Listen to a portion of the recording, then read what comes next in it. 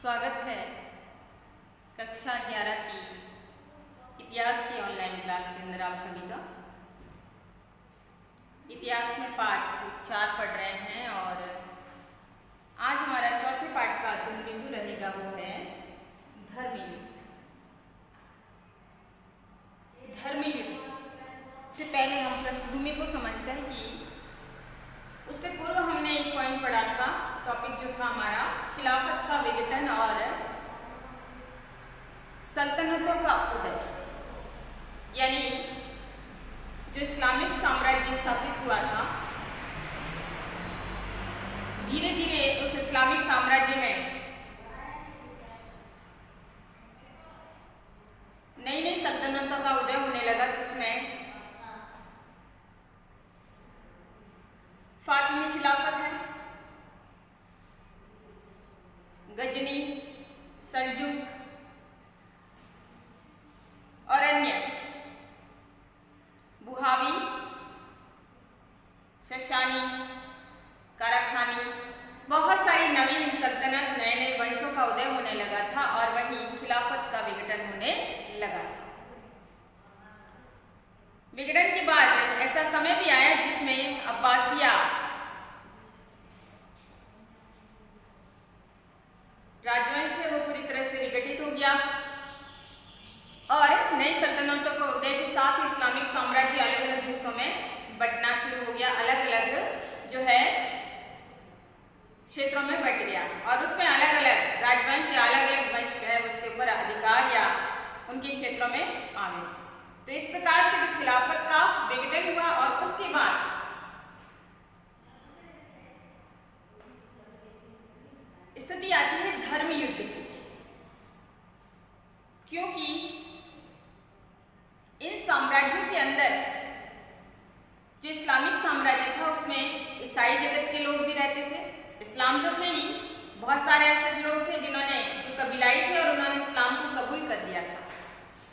और वहीं दूसरी तरफ वहां पे स्थायी रूप से रहने वाले लोग थे जिसमें ईसाई थे, यहूदी थे और अन्य कई संप्रदाय के लोग थे।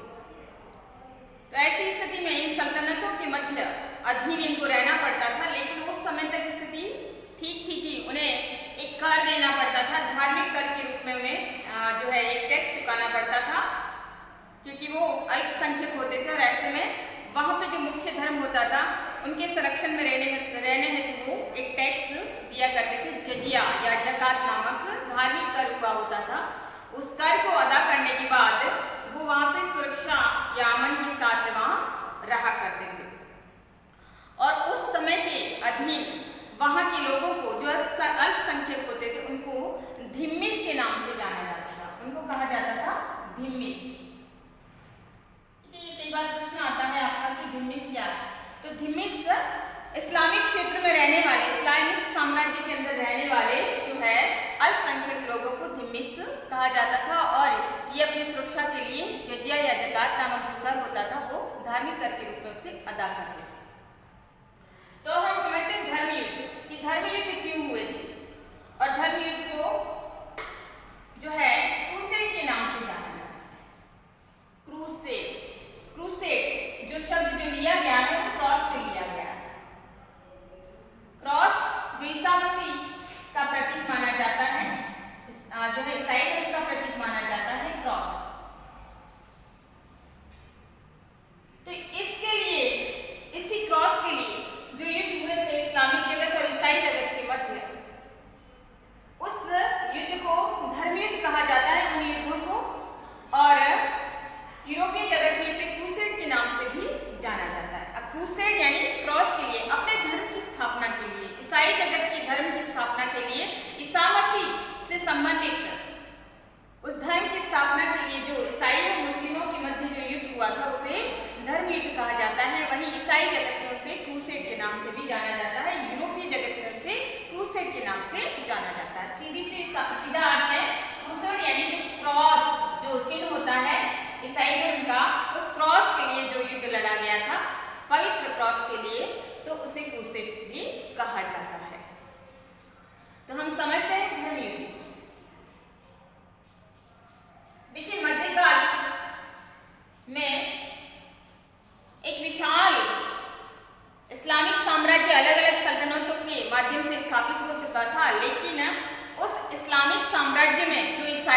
रहते थे, उन ईसाइयों को वहां पर उस इस्लामिक समाज के अंदर उनको पुस्तक वाले लोगों के नाम से जाना जाता था। पुस्तक वाले लोग अर्थात बाइबल, वो अपना धर्म ग्रंथ है अपने साथ रखते थे, जिसमें बाइबल दो भागों में बटी हुई है, old testament and new testament. ठीक है, ओल्ड टेस्टामेंट क्या है, पूछा जाता है प्रश्न एग्जाम में, 1 नंबर का ही आता है। ओल्ड टेस्टामेंट क्या है, ईसा मसीह के जन्म के पूर्व का घटनाक्रम ओल्ड टेस्टामेंट के अंदर है। न्यू टेस्टामेंट में है ईसा मसीह के जन्म के बाद का घटनाक्रम, न्यू टेस्टामेंट। ठीक है, और इंजील जो इनका ग्रंथ था, तो ये ईसाई जगत के जो लोग हैं वो अपने पास हमेशा ये धर्म से संबंधित पुस्तकें हैं वो रखते थे, और ऐसी स्थिति में इस्लामिक जगत में उन्हें पुस्तक वाले लोगों के नाम से उनको संबोधित किया जाता।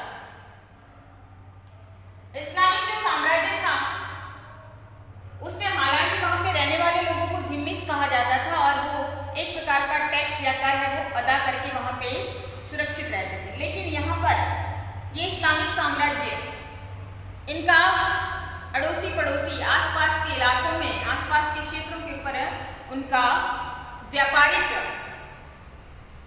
संबंध उनके थे, और ऐसी स्थिति में वहां पर कई प्रकार के लोग आते थे, चाहे वो व्यापारी हो, चाहे वो तीर्थयात्री हो, चाहे वो राजदूत हो, चाहे वो सामान्य यात्री हो। तो ऐसी स्थिति में जो इस्लामिक जगत के अंदर, जो इस्लामिक साम्राज्य के अंदर जो बाहरी लोग आते थे, उन्हें भी इन साम्राज्यों के अंदर है वो सुरक्षा प्रदान की जाती थी, ताकि धर्म के नाम पर किसी भी प्रकार का अड़ंगा न हो, धर्म के नाम पर किसी प्रकार का कोई हिंसा न हो।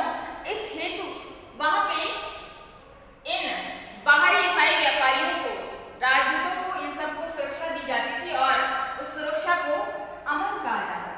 अमन का अर्थ होता है शांति।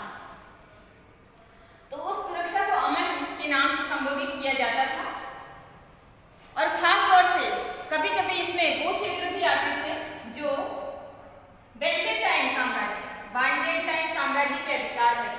बाइजेंटाइन साम्राज्य क्या था, बाइजेंटाइन साम्राज्य जो था वो था यूनानी साम्राज्य। यूनानी साम्राज्य को बाइजेंटाइन साम्राज्य कहते हैं, रोम का साम्राज्य, जिसे सम्राट कॉन्स्टेंटाइन ने इस शहर को विकसित किया था, बाइजेंटाइन को, और उसे अपनी राजधानी बनाया था कुस्तुनतुनिया या कॉन्स्टेंटिनोपल। उस कॉन्स्टेंटिनोपल को वर्तमान में आज भी ये है, लेकिन उसे तुर्की के नाम से जाना जाता है। तुर्की का कुस्तुनतुनिया, तुर्की के अंदर है ये इलाका, ये क्षेत्र। तो यहाँ पर इसके अंदर जो ईसाई जगत के जो लोग होते थे वो इस्लामिक साम्राज्य में आते थे, वो बाइजेंटाइन साम्राज्य के क्षेत्र के अंदर रहने वाले लोग भी इसमें शामिल थे, और इन्हें भी जो है यहाँ पे सुरक्षा प्रदान की जाती थी। ये बाइजेंटाइन वर्तमान में इस्लामिक साम्राज्य का हिस्सा बन चुका था, और ऐसी स्थिति में इनको यहाँ पर इन लोगों को, यहाँ रहने वाले ईसाइयों और यहूदियों को जो है सुरक्षा प्रदान की जाती थी। और इसी के एक हिस्से में था फिलिस्तीन की पवित्र भूमि। फिलिस्तीन की पवित्र भूमि, ये फिलिस्तीन का जो क्षेत्र था वो हिंदू और ईसाइयों और मुसलमानों दोनों के लिए ये स्थान है वो पवित्र था। अब ये पवित्र क्यों था इसको हम समझते हैं। देखिए, फिलिस्तीन और जेरूसलम एक ही बात है। फिलिस्तीन का ही इलाका क्षेत्र है जेरूसलम। इसको अरबों ने 638 ईस्वी में विजित कर दिया। विजित करना अर्थात जीत लेना। उसे इस्लामिक साम्राज्य का हिस्सा बना लिया 638 ईस्वी के अंदर। लेकिन ये इस्लामिक साम्राज्य का हिस्सा तो बन चुका था जेरूसलम, फिर भी ईसाइयों के लिए आज भी उसकी पवित्रता खत्म नहीं हुई। आज भी उनके लिए ये स्थान पवित्र था। कारण क्या था? क्योंकि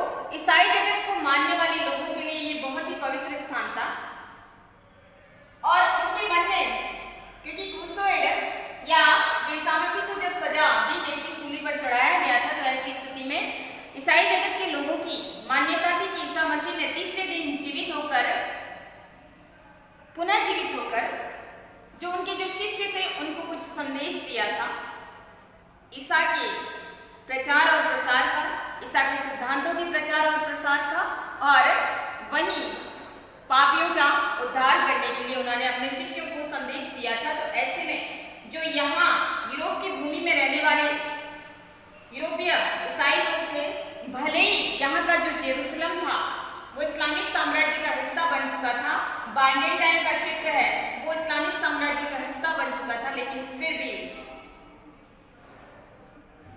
ईसाइयों के लिए आज भी उनके मन में वो पवित्र भूमि के रूप में ईसा के क्रूसारोपण और पुनरुज्जीवन के रूप में आज भी वो उनकी कल्पना के अंदर विद्यमान था। और यह भूमि सिर्फ ईसाइयों के लिए ही पवित्र भूमि नहीं थी, बल्कि ये भूमि इस्लाम के लोगों के लिए भी पवित्र भूमि थी, क्योंकि यहाँ पर जो इस्लाम की ईसाइयों के लिए तो इसलिए पवित्र था क्योंकि ईसा का क्रूसारोपण हुआ था, और वहीं मुसलमानों के लिए भी ये पवित्र थी। कारण था या मुस्लिमों की जो पवित्र मस्जिद है डोम ऑफ रॉक, जो कि अब्बासिया खिलाफत के समय में डोम ऑफ रॉक है जो बनाई गई थी।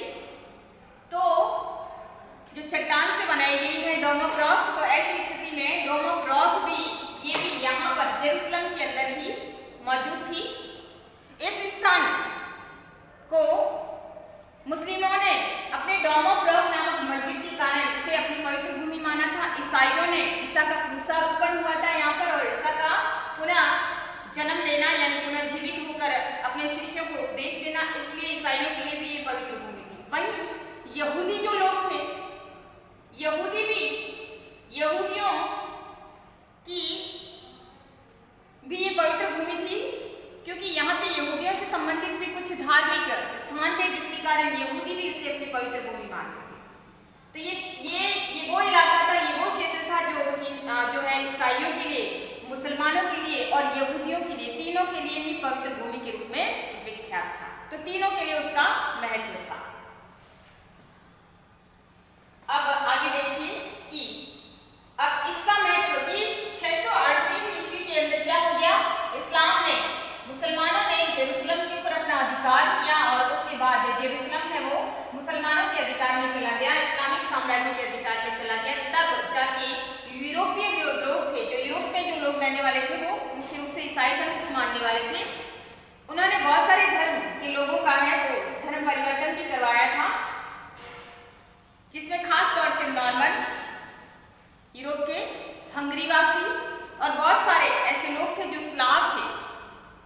उन्होंने उनका धर्म परिवर्तन करवा के उनको गुलाम ईसाई बना लिया था। लेकिन जैसे ही ये पवित्र जेरूसलम साम्राज्य उनके हाथ से निकल गया, ऐसी स्थिति में मुसलमानों और ईसाइयों के मध्य वैमनस्य, द्वेष या शत्रुता उत्पन्न होने लग गई। पूरा यूरोप जगत है वो ईसाई जगत के रूप में परिवर्तित हो चुका था, लेकिन भूमध्य सागर का पार का जो क्षेत्र था और वो इस्लामिक से क्षेत्र के रूप में था। ऐसी स्थिति में अब उनके लिए ये शत्रुता है वो 11वीं शताब्दी में स्पष्ट होने लगी। रोष का विषय बन गया जेरूसलम की पवित्र भूमि, फिलिस्तीन की पवित्र भूमि मुसलमानों और ईसाइयों के मध्य युद्ध का कारण बनी।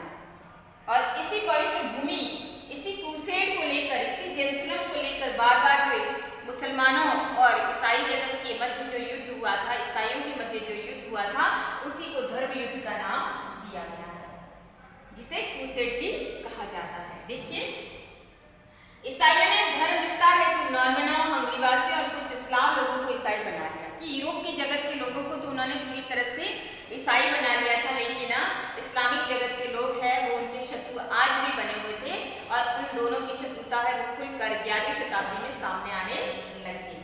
अब केवल मुस्लिम ही उनके शत्रु रह गए थे। अब केवल मुस्लिम उनके शत्रु क्यों रह गए थे? क्योंकि वो ही उनके ईसाई धर्म के प्रचार प्रसार हेतु उनके लिए रोड़ा थे, अटकाव थे, और वहीं उन्होंने उनकी पवित्र भूमि पर भी अपना नियंत्रण स्थापित कर लिया था। ऐसी स्थिति में अब मुस्लिम उनके शत्रु हो गए, और ऐसे में मुस्लिम जगत और ईसाई जगत दोनों के मध्य क्या हो गया?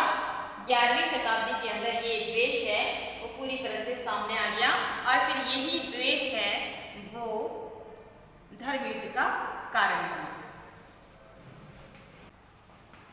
ईसाई जगत और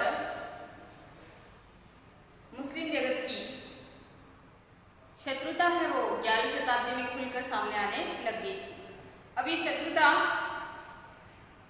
सिर्फ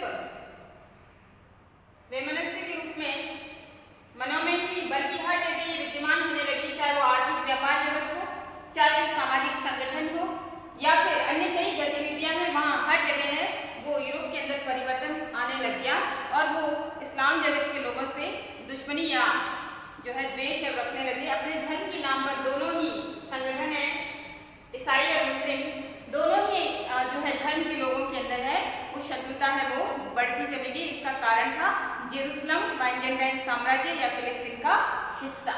ठीक है, और ऐसी स्थिति में अब यहाँ पर एक नई शुरुआत हुई ईसाई जगत के अंदर, यूरोपीय जगत के अंदर। वहां पर पीस ऑफ गॉड, प्रश्न आपका आ सकता है कि पीस ऑफ गॉड क्या है। देखिए, पीस ऑफ गॉड अर्थात ईश्वरीय शांति। अब यूरोप जगत के अंदर रहने वाले जितने भी ईसाई जगत के सामंत थे, सैनिक थे, वो हमेशा युद्ध करते रहते थे साम्राज्य के विस्तार के लिए, अपने अपने साम्राज्य की सीमाओं को बढ़ाने के लिए लूटमार, आक्रमण इत्यादि होता रहता था। लेकिन अब यहाँ पर एक नया आंदोलन यूरोप जगत के अंदर जो है शुरू हुआ या प्रारंभ हुआ, जिसे पीस ऑफ गॉड या ईश्वरीय शांति माना गया। अब इस आंदोलन का उद्देश्य क्या था? देखिए, ये जो आंदोलन प्रारंभ हुआ था, इसमें जो है पोप के द्वारा जो ये आक्रमण, लूटमार, सैनिक गतिविधियां जो होती थी सामंतों के माध्यम से या साम्राज्य विस्तार की जो भावना, आपसी द्वेष जो सामंतों और शासकों के अंदर विद्यमान था, उन्होंने उसको रोकने का प्रयास किया इस पीस ऑफ गॉड या ईश्वरीय शांति के आंदोलन के माध्यम से। और पोप ने या ईसाई जगत के जो धार्मिक गुरु होते थे, पोप, पादरी, अन्य लोग, बिशप वगैरह, तो उन्होंने इस प्रकार की हिंसा को वर्जित माना और उन्होंने इस आंदोलन के माध्यम से ये प्रयास किया कि जो सामंती समाज यानी शासक वर्ग, सामंती समाज की जो आक्रमणकारी प्रवृत्तियां हैं उसके ऊपर अंकुश लगाया जाए। अंकुश यानी उनका ध्यान हटा दिया जाए उन गतिविधियों के माध्यम से जिसमें वो सिर्फ साम्राज्य विस्तार या लूटमार जैसी प्रवृत्तियों में लिप्त रहते। उन्होंने जो धार्मिक गुरु थे, उन्होंने उन्हें ईश्वरीय शांति की तरफ या पीस ऑफ गॉड की तरफ उनका ध्यान है वो आकर्षित किया और इन्होंने सभी प्रकार की हिंसा को वर्जित माना यूरोपीय जगत के लिए, चाहे ईसाई जगत के लोग थे या आक्रमण जैसी, लूटमार जैसी प्रवृत्तियों को उन्होंने वर्जित किया। और उन्होंने उनका जो ध्यान है इस आंदोलन के जरिए ईसाई जगत से हटाकर, साम्राज्य विस्तार इत्यादि से हटाकर उन्होंने ईश्वर की शत्रुओं की तरफ मोड़ दिया। अब ईश्वर के शत्रु कौन है? ईश्वर के शत्रु है मुस्लिम, क्योंकि ईसाई जगत और मुस्लिम जगत में क्या है? परस्पर वैमनस्य, परस्पर विद्वेष, परस्पर दुश्मनी, शत्रुता। अब यहाँ पे उन्होंने इसी पीस ऑफ गॉड या ईश्वरीय शांति के प्रयास के लिए जो सामंत, जो शासक, जो यूरोप जगत में इतना विशाल यूरोप महाद्वीप है, वहां पर वो अपने साम्राज्य के विस्तार कर रहे थे। यहाँ पर उन्होंने उनका ध्यान हटाकर इस्लामिक प्रवृत्तियों के ऊपर लागू ध्यान केंद्रित किया कि ईश्वर के शत्रुओं को कैसे रोका जाए। ईश्वरीय शत्रुओं को रोकने के लिए, यानी ईश्वर के शत्रु है वो मुस्लिम थे और उनको कैसे रोका जाए, तो उन्होंने उनकी मानसिकता में ईश्वर के शत्रुओं की तरफ इस पीस ऑफ गॉड या ईश्वरीय शांति के प्रयास के माध्यम से उनका ध्यान है वो केंद्रित किया। और इससे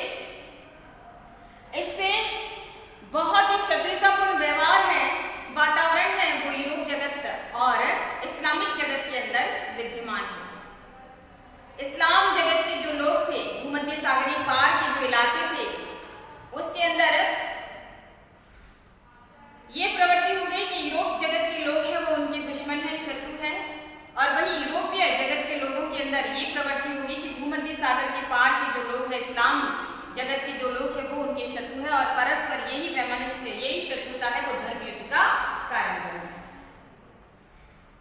अब इस पीस ऑफ गॉड के माध्यम से अविश्वासियों यानी विधर्मी, जो दूसरे धर्म का है, विधर्मियों यानी अपने धर्म को नुकसान पहुंचाने वाला और अविश्वासियों के खिलाफ लड़ी जाने वाली लड़ाई को उचित ही नहीं माना बल्कि प्रशंसनीय माना जाने लगा। यानी जो विधर्मियों को जो रोकेगा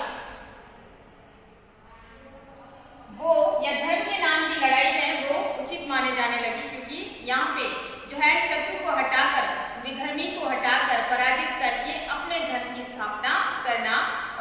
पीस ऑफ गॉड या ईश्वरीय शांति का नाम है यहाँ पर दिया गया।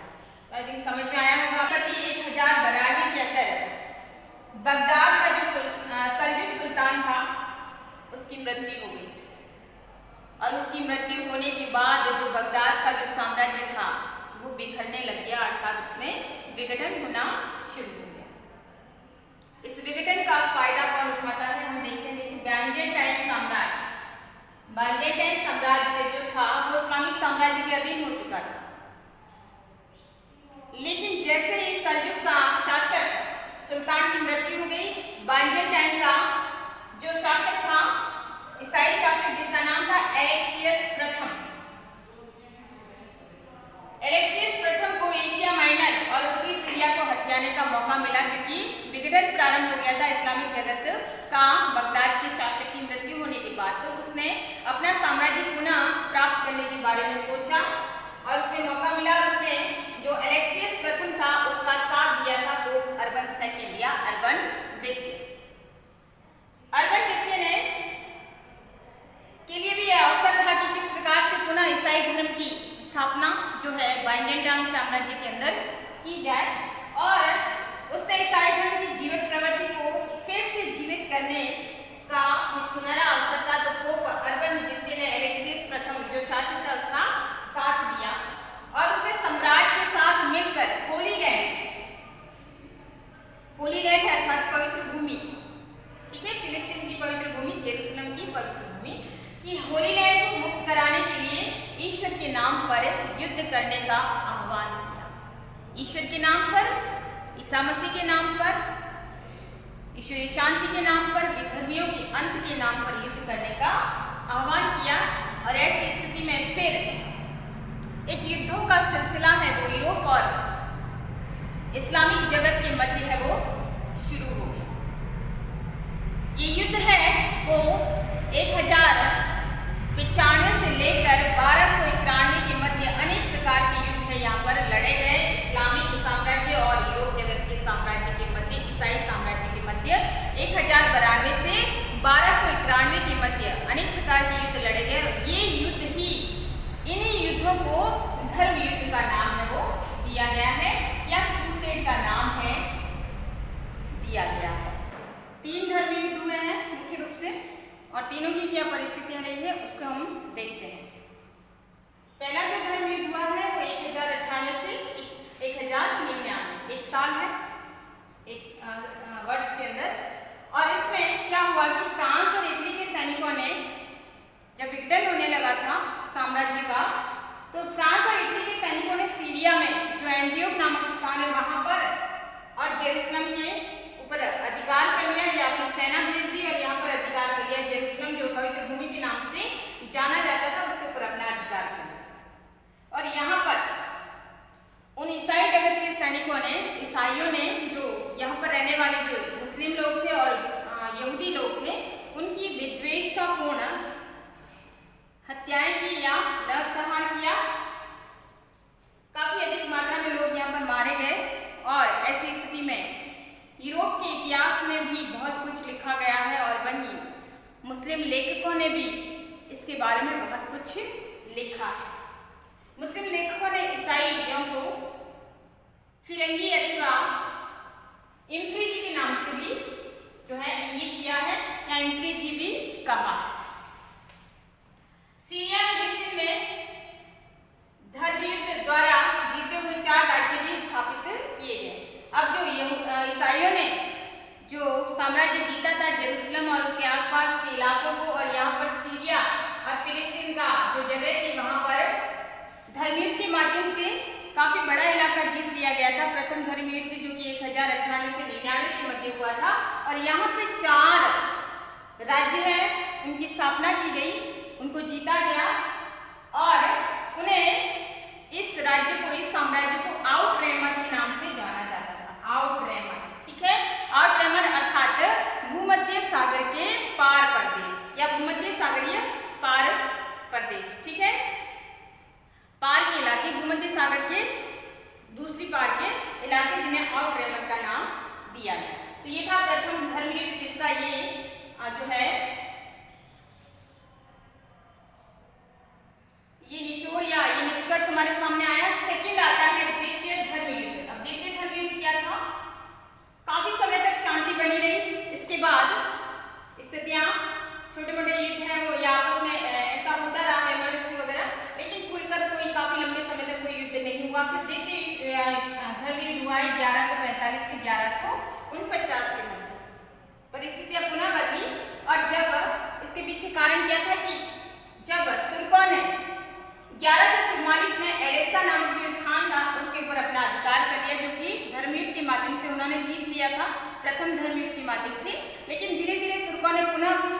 बढ़ा लिया और उन्होंने एडेसा के ऊपर कब्जा किया।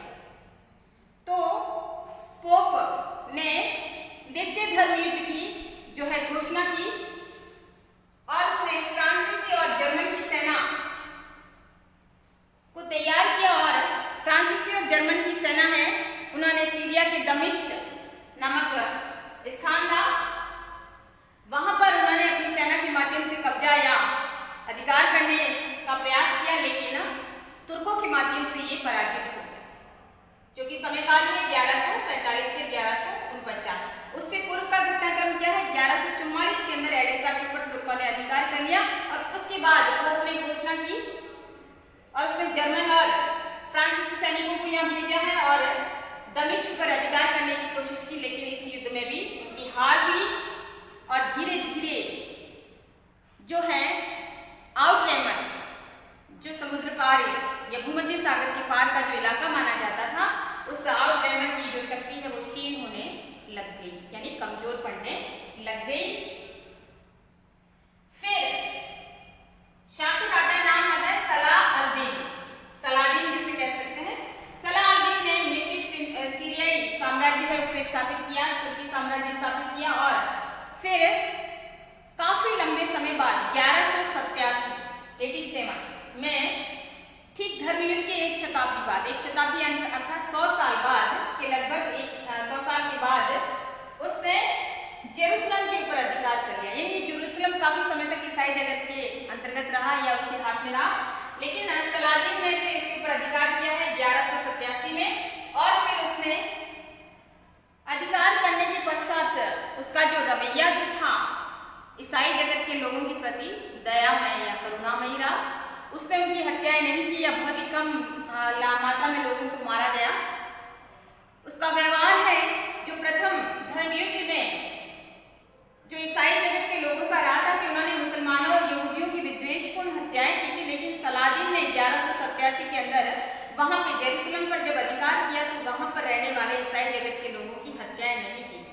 उसने वहां पे दया या करुणा का जो कह सकते हैं कि बरसाई यहाँ के लोगों के ऊपर, लेकिन हाँ उसने एक काम जरूर किया कि वहां पे बहुत सारे जो चर्च थे, गिरजाघर थे ईसाइयों के, उनको मस्जिदों के अंदर परिवर्तित करवाया, मस्जिदों में चेंज कर लिया, परिवर्तित करवा लिया और फिर एक बार पुनः जो जेरूसलम जो था वो ईसाई जगत का शहर था प्रथम विश्व धर्म युद्ध के दौरान, वही दूसरे धर्म युद्ध के बाद जो जेरूसलम है वो पूर्ण रूपेण मुस्लिम शहर है वो बन गया। एक बार पुनः जेरूसलम है वो इस्लामिक संस्कृति का केंद्र बन गया। अब आता है तीसरा धर्म युद्ध। तीसरा धर्म युद्ध क्या है, देखिए ये लड़ा गया है 1189 के अंदर। 87 में उसने जेरूसलम पे कब्जा किया सलादीन ने और फिर 2 साल बाद 1189 के अंदर ईसाई जगत में बदला लेने के लिए पुनः जो है सेना भेजी अपनी और ईसाई फिलिस्तीन, लेकिन इस सेना के माध्यम से उन्हें कुछ विशेष हाथ नहीं लगा, बल्कि उन्हें फिलिस्तीन के कुछ तटवर्ती छोटे छोटे जो इलाके थे उनको उन्होंने हासिल किया या उसे अपना हिस्सा बनाया ईसाई जगत का, बाकी उनको कुछ भी हाथ नहीं लगा। यानी हम कह सकते पराजय के सिवा उनके हाथ में कुछ भी नहीं लगा। बस एक उनका प्रयास है वो सफल रहा, वो था कि ईसाइयों को जेरूसलम, क्योंकि ये उनकी पवित्र भूमि थी, होली लैंड थी, ईसा मसीह से संबंधित भूमि थी, जो है क्रॉस या ईसा मसीह के सूली पर चढ़ाने और उनके पुनरुज्जीवन से संबंधित पवित्र भूमि थी। तो इसमें उन्होंने शासक के माध्यम से जेरूसलम में प्रवेश पाने की इच्छा रखी और अंत में उन्हें जेरूसलम में प्रवेश करने की इजाजत है वो दे दी गई। फिर मिस्र के शासकों जिन्हें मामलुक के नाम से जाना जाता था, उन्होंने 1293 काफी लंबे समय बाद 100 साल लगभग आ रहे हैं, 1293 में जो भी धर्म युद्ध करने वाले जितने भी ईसाई जगत के लोग थे उनको पूरी तरह से फिलिस्तीन के बाहर खदेड़ दिया, फिलिस्तीन के बाहर उन्हें भेज दिया, मारा, नरसंहार किया और फिर उन्होंने अपना पूरा ध्यान है, चाहे वो यूरोपीय लोग हैं चाहे वो इस्लामिक संस्कृति के शासक हो, उन्होंने अपना ध्यान है वो पूरी तरह से धर्म धर्म युद्ध से हटा दिया। और धर्म युद्ध से हटाने के बाद उन्होंने अपना व्यापार जगत, अपनी सामाजिक व्यवस्था, अपनी राजनीतिक स्थिति और अपने सांस्कृतिक जीवन को बढ़ाने का उन्होंने प्रयास किया और अपना ध्यान है विकास की तरफ उन्होंने पूरी तरह से केंद्रित कर दिया। तो ये थे 3 धर्म युद्ध। प्रथम धर्म युद्ध समय याद रखना है 1098 से 99। दूसरा धर्म युद्ध है 1149 से लगा 1145 से 1149 या 1145 से 1149 और तीसरा धर्म युद्ध है 1189। तो ये था धर्म युद्ध जिसमें ईसाई जगत और मुस्लिमों के मध्य है अपनी अपनी पवित्र भूमि को प्राप्त करने के लिए लड़े गए थे। अब हम देखते हैं धर्म युद्ध के प्रभाव। धर्म युद्ध के प्रभाव क्या रहे? तो धर्म युद्ध के मुख्य रूप से ज्यादा प्रभाव हमें नहीं मिलते हैं, 2 प्रभाव मिलते हैं कि 2 प्रभाव मुख्य रूप। ये प्रश्न पूछा जाता है कि धर्म युद्ध के क्या प्रभाव रहे, ठीक है? तो धर्म युद्ध के 2 प्रभाव मुख्य रूप से रहे। पहला जो प्रभाव था वो ईसाई और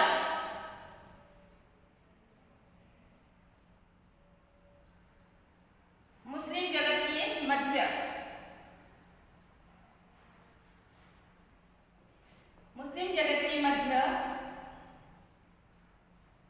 शत्रुता बहुत अधिक बढ़ी, शत्रुता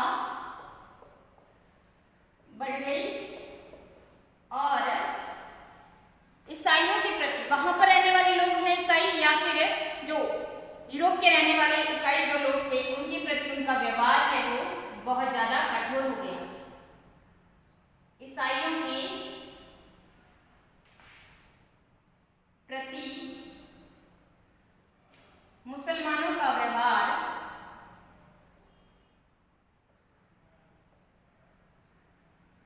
अत्यधिक कठोर हो गया, ठीक है? अत्यधिक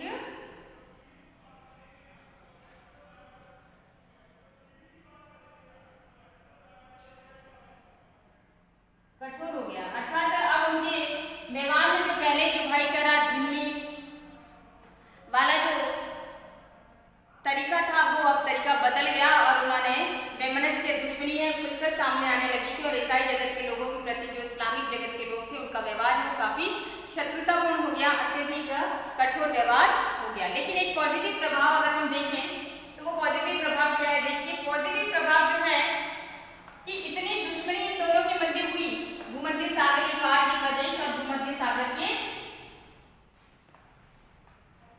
ऊपरी प्रदेश, जो कि ऊपरी प्रदेश में आता है यूरोप और निचले या भूमध्य सागर के पार का प्रदेश जो आता है वो आता है इस्लामिक प्रदेश, ठीक है? इस्लामिक क्षेत्र। अब ये दूसरा प्रभाव अगर हम देखें तो यहाँ पर देखिए ऊपर कि इनमें शत्रुता है, वैमनस्य है, वो बढ़ा हुआ रहा, लेकिन फिर भी दोनों ही जगत भूमध्य सागर और जो मध्य और भूमध्य सागर यूरोप और इस्लामिक जगत के मध्य व्यापार में कोई फर्क नहीं पड़ा। व्यापारिक गतिविधियां हैं वो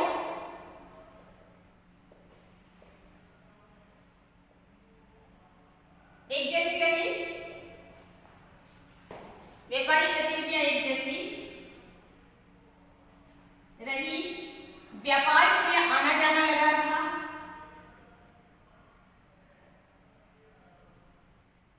ये व्यापारियों का आना जाना लगा रहा, यानी एक दूसरे के साथ जो है आर्थिक व्यापार है वो बना रहा।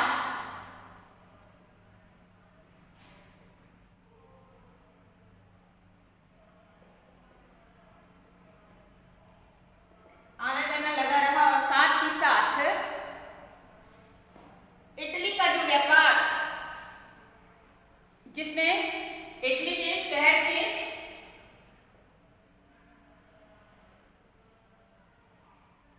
जेनेवा, वेनिस, फ्लोरेंस,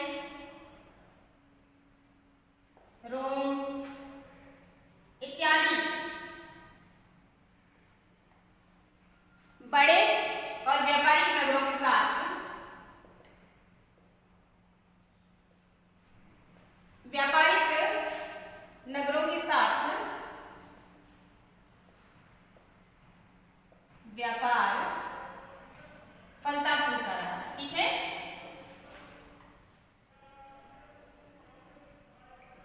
अर्थात अगर हम देखें तो परिस्थितियां धर्म युद्ध के बाद चाहे कैसी भी क्यों न रही हो, लेकिन फिर भी लॉन्ग रन बाद, थोड़े समय बाद, कुछ समय बाद कह सकते हैं कि जो है व्यापार है वो बना रहा। उनकी शत्रुता तो रही, लेकिन पॉजिटिव प्रभाव में इस्लामिक क्षेत्र और यूरोपीय क्षेत्रों के मध्य व्यापारिक गतिविधियां बनी रही। और इसके साथ ही तीसरा अगर पॉइंट ले हम, तो तीसरा पॉइंट आता है संस्कृतियों का आदान और प्रदान। ठीक है, तीसरा पॉइंट क्या है? संस्कृतियों का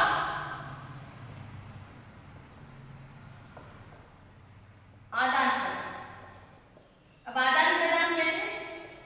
देखिए, संस्कृतियों का आदान प्रदान ऐसे कि ईसाई जगत के लोग हैं भूमध्य सागर को पार करके इस्लामिक क्षेत्र में गए थे, और वहीं इस्लामिक जगत के लोगों ने भी जो है ईसाई जगत के लोगों के मध्य उनके आपसी संबंध स्थापित हो गए। कारण क्या था? सेनाएं लंबे समय तक उन स्थानों के ऊपर टिकी रहती थी, युद्ध जैसी गतिविधियां लंबे समय तक चलती रहती थी, और ऐसी स्थिति में एक दूसरे की संस्कृति, एक दूसरे का रहन सहन, एक दूसरे का खान पान लोगों को प्रभावित करते हैं। और इसी के चलते दोनों ही जगत, यूरोपीय और इस्लामिक जगत में संस्कृतियों का आदान प्रदान भी हुआ। एक दूसरे के साथ उनके मेल जोल, उनके तरीकों में भी बदलाव आया, वहीं भाषा और संस्कृति के अंदर भी बदलाव आया। ठीक है, तो ये पॉजिटिव प्रभाव हम दो मुख्य रूप से ले सकते हैं। तो ये था आज का हमारा टॉपिक। आशा